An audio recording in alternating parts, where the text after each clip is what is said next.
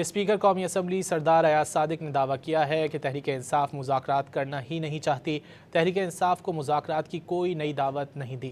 اسلام آباد میں صحافیوں سے گفتگو میں انہوں نے کہا کہ وہ مذاکرات کی دعوتیں دے دے کر تھک گئے ہیں، اب مذاکرات کے لیے کہنا بند کر دیا۔ دو ایشوز پہ میں نے ان کو تکلیف دی تھی۔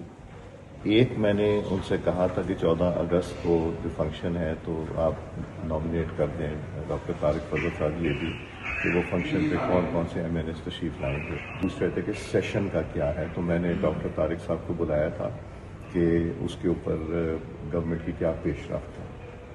اس کے علاوہ کوئی بات نہیں ہوئی، کوئی مذاکرات کی کوئی بات نہیں ہوئی۔ ڈاکٹر طارق فضل صاحب سے کوئی علیحدگی میں ہوئی ہو، بٹ میں تو دعوتیں دے دے کے اب میرا خیال ہے میں نے تو بند کر دی اب یہ کہنا کہ آپ آئیں۔ موقع ان کو پہلے بھی ملا ہے، بار بار ملتا ہے، پرائم منسٹر صاحب کی موجودگی میں بھی کئی دفعہ بات ہوئی، تو میں نے کل کوئی ایسی بات نہیں، نہ ذکر ہوا۔ ہر چیز کا جو حل ہوگا وہ بیٹھ کے ٹیبل پہ ہی حل نکالا جاتا ہے۔ کمیٹی روم ہے، میں کمرہ خالی کر دوں گا اگر کرنی ہوگی۔ مذاکرات نہیں، انہوں نے وہ کرنا ہی نہیں چاہتے۔